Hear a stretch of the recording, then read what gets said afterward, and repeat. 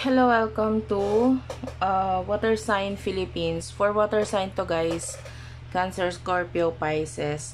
Take only what resonates. Bale, hindi kasi ito magre-resonate sa lahat. So, kung hindi ka makarelate, hindi ka makaresonate, okay lang yon. May mga next readings pa tayo. If you want, pwede ka magpa-personal reading kay Jing Tarot Reader. Search mo na lang siya sa Facebook, okay? And, ayan, start na natin yung reading. Jing Tarot Reader, yung Facebook niya, at saka meron siyang YouTube. Ayan, bagong YouTube. Paki-subscribe na rin guys. Jing Tarot Reader. Wait lang guys ha, ina-open ko lang itong gagamitin kong card para sa reading mo. Tsaka si Pisces Palmist, ayan, paki-subscribe na lang din sila. Okay. So, ito yung gagamitin kong card. This is Tarot of Oppositions. Medyo mahirap lang i-shuffle yung card kasi medyo maliit po yung kamay ko tapos malaki yung card ha. Pasensyahan mo na lang.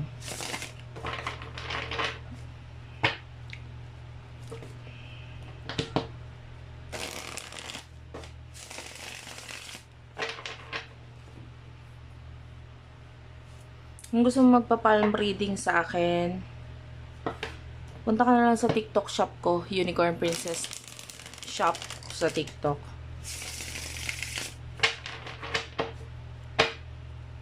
Yung may free palm reading yung mga bracelet. Especially yung piyaw. Yung mga piyaw bracelet. Ayan. One last shuffle for the sign of water sign. Thank you, Spirit Guides, Angel Guides. Okay.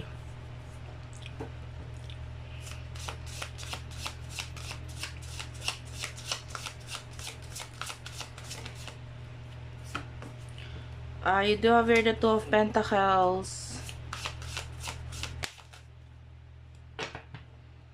Bottom of the deck is the Two of Wands. Ayan, dalawa na yung 2 natin.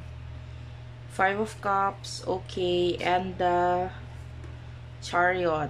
Okay. So, sa nakikita natin, I feel like meron kang something na gusto mong balikan or I feel like sa ngayon, hindi ka na happy. Hindi ka happy sa kung ano yung sitwasyon mo. Parang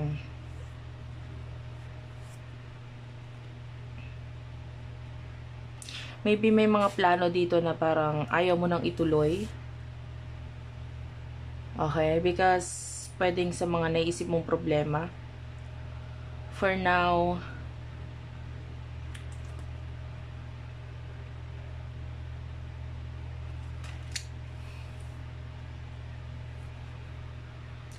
pwedeng may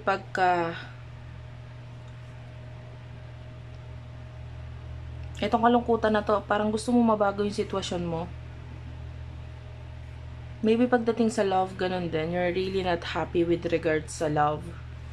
You want changes. Positive changes. Pero hindi mo kasi alam kung paano.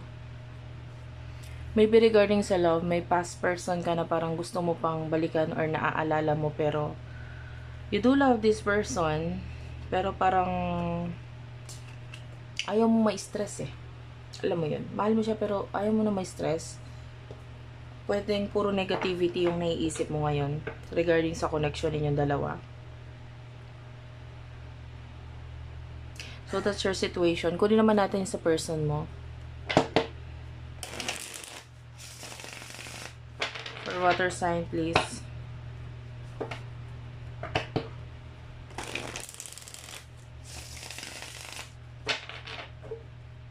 For water sign. Hindi makaka-relate lahat dito, ha? Paalala lang.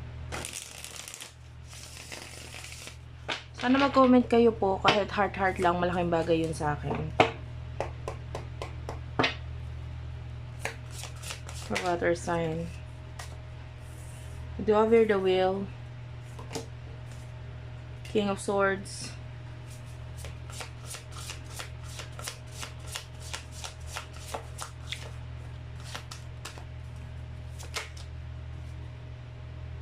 Page of Pentacles. I feel like itong person na ito gustong gumawa ng changes. din regarding sa kanyang money, finances, career. Matalino tong taon to sa totoo lang. Very professional person. And may mga nakikita akong gusto niya simulan or gusto niyang itry. But kailangan niyang gumawa ng isang hakbang or decision para mabago itong kanyang sitwasyon. Ito ay may kinalaman sa kanyang career. Maybe this person is planning na mag-loan or with regards to business. Gusto niya mag-loan or gusto niya i-try.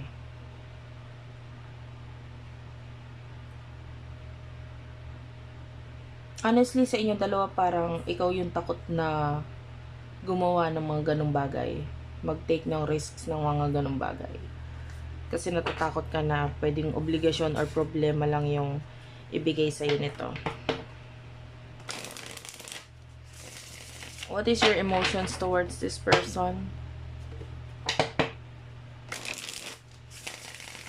For water sign.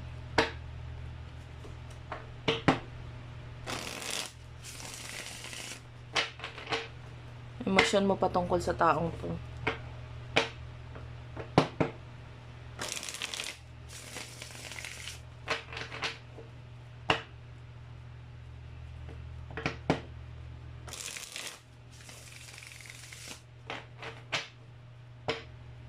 One last shuffle. Okay.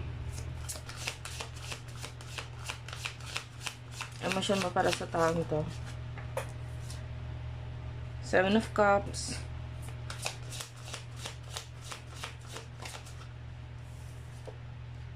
The Hermit is here.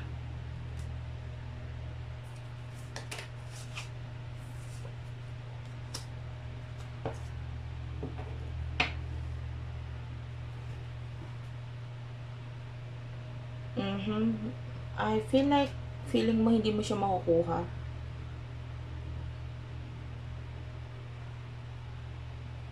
Or hindi magkakaroon ng kayo.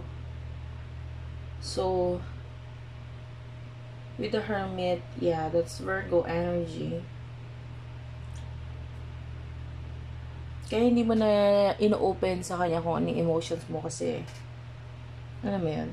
You're dreaming about this person, you're thinking about this person. May mga times na bago ka makatulog, siya yung naaalala or naiisip mo, pero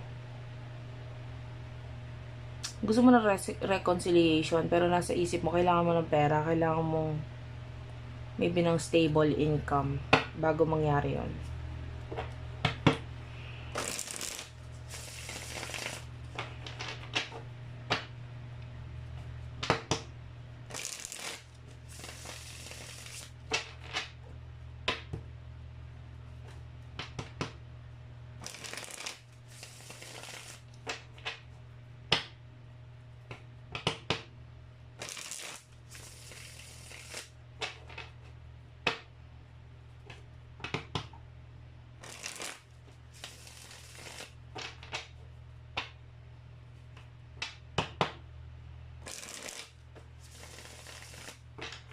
Emotion niya para sa'yo.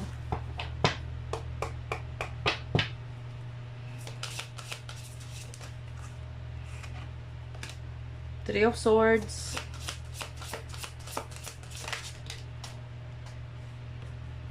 Four of Pentacles. You're dealing with someone a very positive thinker.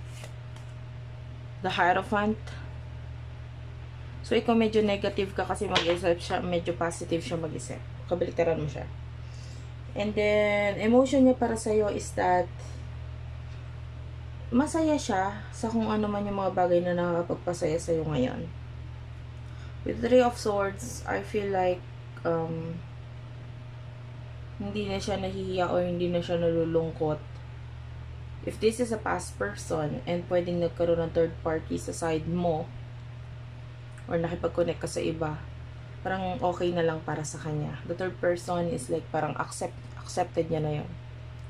The Four of Pentacles, so nagpo-focus na lang siya sa kanyang sarili, priorities, money, ipon, Kasi pagdating sa'yo, parang magaan na loob niya naman eh. Parang tanggap niya na.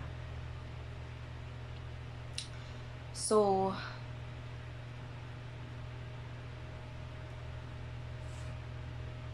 yeah, tanggap na nitong person na to. What will happen in the future para sa inyo dalawa?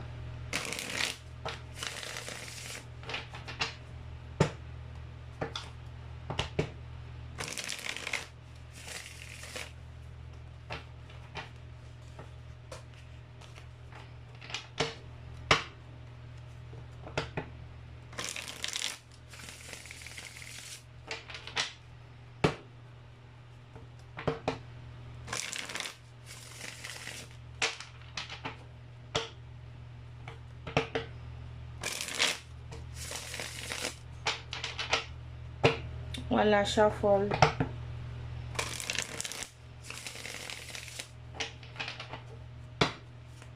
Thank you, Spirit Guides, Angel Guides. In the future, para sa inyong dalawa, you do have here the Five of Wands. Oh, nakakita tayo ng problema sa'yo. Be careful. Ayan, Five of Swords. Malalagpasan mo to eh, pero magkakaroon ka ng maraming kagalit kaaway. I mean, pag hindi mo makuha yung isang bagay, huwag mong pilitin. Kasi possible na magkaroon ka ng mga kaaway or kagalit, kalaban. Maghintay ka lang. You know, if it's not for you, for now, ibig sabihin, hindi talaga para sa'yo sa ngayon. No? Huwag mo ipilit. Kasi ikaw lang yung malulungkot, ikaw lang yung masasaktan, ikaw lang yung mahihirapan. Don't think na ito ay challenge or problemang ibinigay sa'yo, but rather, maybe this is a lesson. And in the future for your person, you do have your the Tower moment. And the Page of Wands. Medyo may ending tayo na nakikita, especially sa communication. The Star is here. Kasi nagpo-focus yung person na ito sa mga bago niyang plano. But, I feel like may takot tayong nakikita sa person na ito na mag-take ng risk. Kasi hindi siya sigurado kung magiging maganda ba ito. But I can see a beautiful new beginning para sa kanya. Wala nga lang mga nag-o-offer or nagbibigay ng tulong sa kanya or nagpupush sa kanya na simulan itong new beginning na ito. So, parang hindi masimulan itong new beginning para sa person mo. Pero gusto niya. Kaya lang walang nagtutulak or walang nagpupursige sa kanya na simulan. Ayun. So, that's it for now. Thank you for watching. I love you all and bye-bye.